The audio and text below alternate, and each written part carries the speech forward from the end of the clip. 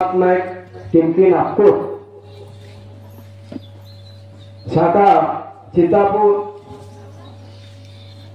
या गावामध्ये सुंदर असं बाबांच्या आदेशाप्रमाणे श्रीमान्य राजूजी महेशमारे यांचे इथे नुकतेच 11:30 वाजता नवयवन कार्य संपन्न होऊन बाबांच्या आदेशाप्रमाणे त्याचप्रमाणे या ठिकाणी चर्चा बैठक सुरू आहे।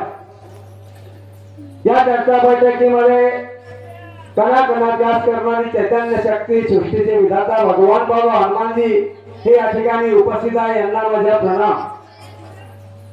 सर्व सेवकांचे लाडके गुरु महंतगी बाबा झुंजूजी हे सुद्धा आपल्या बैठकीमध्ये उपस्थित आहे। यांना सुद्धा माझा प्रणाम।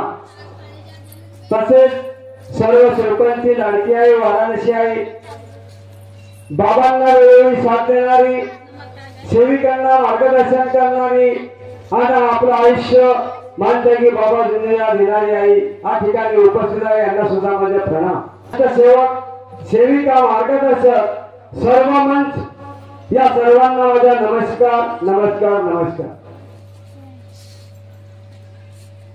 सुंदर असं या ठिकाणी बाबांच्या चर्चा बैठकीमध्ये गुणगान चालू आहे, कार्याचा चालू आहे आणि आलेले जीवनात अनुभव मार्गदर्शन आणि या घरवाले साहेबांचे मी धन्यवाद करतो। कारण आम्हाला तर माहिती मिळाली नसती का साहेबांनी फोन केला आणि आमच्या मॅडमने फोन उचलला आणि गजूला म्हटलं का आपल्याला जायचं तर परमेश्वराने आमची कशी माशी तयारी करून दिली। कारण आम्हाला ट्युव्हीलर सापडत नव्हती। जो आमचा सोबती आहे तो शेतामध्ये गेल्यामुळे तो येत नाही म्हणे। आमची तयारी कॅन्सल झाली होती पण ती परमेश्वराची कृपा आणि एका बाबाच्या सेवकाला विचारलं त्यांनी होकार दिला आणि या ठिकाणी आम्हाला हा कार्यक्रम मिळाला। हा मार्ग विश्वासावर आहे। बाबांनी दिलेले तत्व शब्द नियम याचं जर परिपूर्ण पालन केलं तर त्या सेवकांना तर त्याला समाधान मिळते, त्याचे दुःख दूर होते। परंतु अनेक वेळाला सुद्धा याचा संधीचा फायदा मिळते असे पुष्कळचे अनुभव आहे। आणि आतापर्यंत महंतगी बाबा झुंजूजींनी दिलेल्या येत्या 12 वर्षाच्या त्यागाचे जे चालू होतं तर माझाही असाच अनुभव आहे। आम्ही 2005 मध्ये 41 दिवसाचा त्याग केला होता। आम्ही 5 जण होतो त्यावेळेस, पती पत्नी 2 आणि 2-3 मुलं। आणि 2001 मध्ये त्यावेळेस मी साध्या कार्यात होतो। पण 2013 मध्ये जेव्हा त्यागाला आमच्या गावचे शोक संमेलन त्यावेळेस माझ्या 3 तारखा भजनाचे घेऊन असल्यामुळे मी तो 41 दिवसाचा त्याग करू शकलो नाही। तर मी 2013 मध्ये 11 दिवसाचा त्याग केला आणि याच्यामुळे मी माझ्या परिवारामध्ये माझ्या 2 मुलीचे लग्न झाले आणि मुलगा होता घरामध्ये, सून आली, एक छोटासा नातू आहे जे पहिलेही पास होतो आणि आताही पास आहे। म्हणून मी सुद्धा विचार केला आता ते 12 वर्षाचा त्यागाला 4 जुलै त्याच्या अगोदर मी 15-20 दिवसाच्या अगोदर मी घराच्या कौलं फेडण्यासाठी गेलो आणि फेरात निशाणी लावली। सर्व कौलं मानून झाले आणि वर्णीचे कौलं मानाचे होते।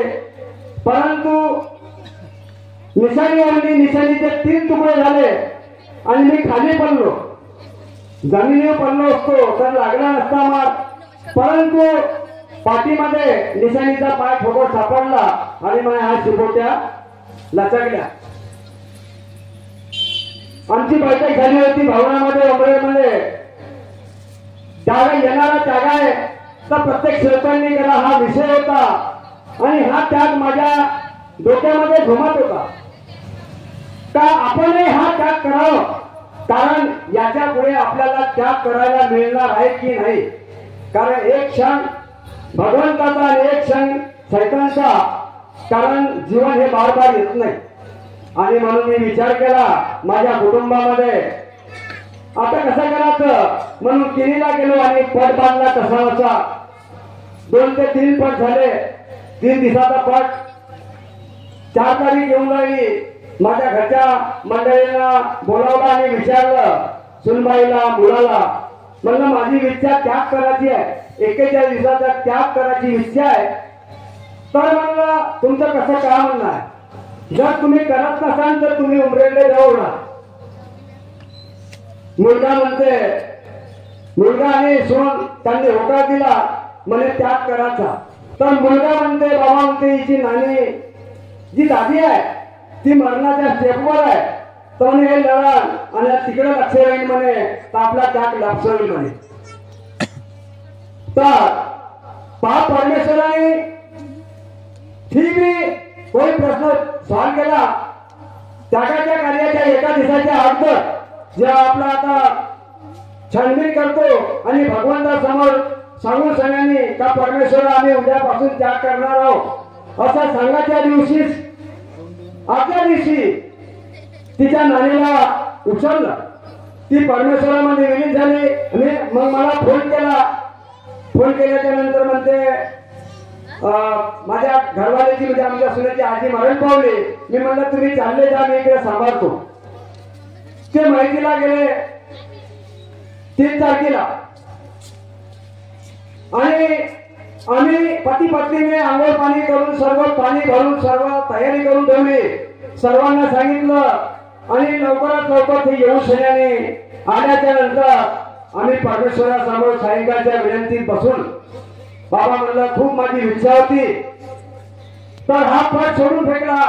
आजच्या दिवशीच मी म्हणलं मर्यादे भगवत नाम पर या म्हणीप्रमाणे जे होणार असं म्हणायचं तर परमेश्वराच्या चरणी म्हणायचं आणि मनुष्याने तो पट पूर्ण सोडून फेकला. कारण माझ्याच्यानं उठणं होत नव्हतं, बसणे होत नव्हतं, पूर्ण दोन्ही शिपुट्या गेल्या होत्या. तर परमेश्वराला सांगितलं बाबा म्हणलं मला हे कार्य करायचं आहे, आम्ही 5 जण करणार आहोत कार्य. सायंकाळच्या प्रार्थनेने सांगितलं आणि 4 तारखेपासून भगवंत कार्याला सुरुवात केली. सुरुवात केल्याच्या नंतर भगवंत परीक्षा पाहतो. तर 1 महिना पूर्ण झाल्याच्या नंतर आमच्या सुनबाईवर असं दुःख आलं तर 12 ते 11 दिवस फक्त राहिले होते. तर ती 1-2 दिवसाच्या अगोदर म्हणजे झोपून राहत होती आणि तो मुलगा तेल लावायचा, डोक्याला फुका मारायचा, त्याचा विचार चालू होता, चष्मा घ्यायला पाहिजे होता. तर मी मग असं विचारलं, म्हणलं करून का काय झालं, तर मग ते डोकं दुखते, जेवण होत नाही आणि मग ते चक्कर मारते. तर हे लक्षाने पाहून मी म्हटलं करून तर झाले नसत. तर भगवंताला सामोर ठेवून खूप माहितीची तब्येत ग्रस्त होत चालली. मी म्हणलं आता सुनबाई काही नाही काही म्हणा आणि आपला त्याग होऊ शकते, म्हणून तुम्ही कठोरा का म्हणून त्यांना विचारलं आणि विचारल्याच्या नंतर भगवंताला शब्द दिला. परमेश्वरा म्हणलं जे बी काही असेल, कारण याच्या कार्यामध्ये मलम लावता येत नाही, दवाखान्याची गोळी खाता येत नाही, काही करता येत नाही, म्हणून म्हणलं मी 3 दिवस तुमच्या नावाने कौल खातो, हा कौल असेल तर तो निघून गेला पाहिजे आणि जे का ते झालं पाहिजे. तर मी 3 दिवसाचं कौल खालून भगवंताच्या त्या ज्योतीतलं तेल घेऊन सगळ्यांनी बेलाच्या बाणाने भाऊ सांगले तीर्थ बाणसेनांनी फुका मारल्या आणि सर्व भगवंतांनी ते त्यागाचे कार्य सुंदर असं आमच्या परिवारामध्ये सांभाळून घेतलं आणि तेवढं मोठं दुःख न डॉक्टर उपचार करता न गोळ्या घेता न बाम लावता परमेश्वराचे मी आभार मानतो का माझ्या परिवाराला सांभाळून घेतलं आणि एवढं मोठं दुःख जेवण खाणं बंद काहीच करत नव्हती झोपून राहत होती परंतु जेव्हा पहिल्या दिवशी सुरुवात केली आणि देवाच्या भानाने तिच्या डोळ्यावर उतरून फुका मारल्या परमेश्वराची एवढी मोठी कृपा महान आहे का 3 दिवसामध्ये ती टनाटन झाली आणि भगवंतांनी ती परीक्षा घेतली असं हे परमेश्वराचं कार्य म्हणून वेळ बराच होत आहे भरपूर काही अनुभव आहे अनेक मला बाईला सुद्धा केवढा मोठा साप चालला होता परंतु एका तिचा विश्वास होता आणि विश्वास असल्यामुळे ती नागमोत्यांनी काहीच झालं नाही म्हणून सगळ्यांनी एका बाबाच्या सेवकाकडे नेलं ती बाई म्हणे मला बाबाच्या सेवकाकडे न्या बालाघाट जिल्ह्यामधले टोका ग्राम तहसील आहे आणि बेर नावाचं गाव आहे त्या मुला साप चावला 6 दिवस मालकीच्या पारावर ठेवली होती त्या बाई परंतु नागमोती हैरात झाले त्यांनी सांगितलं इथं मराठी तर तुम्ही म्हणे आपल्या घरी न्या आणि घरी येऊन सगळ्यांनी भगवंताची मर्जी तर जेव्हा त्या बाईला मातीच्या पारावरून खाली उतरवलं तेव्हा सुद्धा पुन्हा त्याच बाईने मला बाबाच्या सेवकाच्या घरी न्या म्हणे त्यावेळेस त्या बालाघाट जिल्ह्यामध्ये बेर गावामध्ये एकच बाबाचा सेवक होता माझ्या सेवक बांधवांनो आणि एकच सेवक असल्यामुळे त्याच्या घरी त्या मुलांची मारवाडी समाजाच्या एका सुनेला त्या ठिकाणी नेलं आणि नेल्याच्या नंतर त्या सेवक भाऊ म्हणते मला तुमच्या बाबाचं तीर्थ द्या कारण मला साप चावला 7 दिवस झाले 6 दिवस त्या देवळावर झाले आणि 7व्या दिवशी मंदिरातून त्या बाबाच्या सेवकाच्या घरी नेलं आणि घरी नेल्याच्या नंतर त्या बाबाच्या सेवकाला काय म्हणते मला तुमच्या बाबाचं तीर्थ द्या तुमच्या बाबाचं तीर्थ द्या मी बरी होणार आहे तेवढा मोठा विश्वास होता अनेकातली बाई सेवकाला मोठा विचार पडला माझ्या सेवकांनो कारण त्या सेवकाचे 41 दिवसाचे त्यागाचे कार्य चालू होते आणि कार्य चालू असल्यामुळे त्याला विचार पडला म्हणे बाई तू माझ्या बाबाच्या नावावर आली मी तुला वापस जाऊ देणार नाही आणि मी माझा त्यागही पूर्ण करीन म्हणून त्यांनी काय केलं बाई म्हणे माझ्या बाबाला प्रणाम कर आणि हा मला गिलास आहे हा गिलास घेऊन तू स्वतःच्या हाताने बोरिंगचं पाणी आण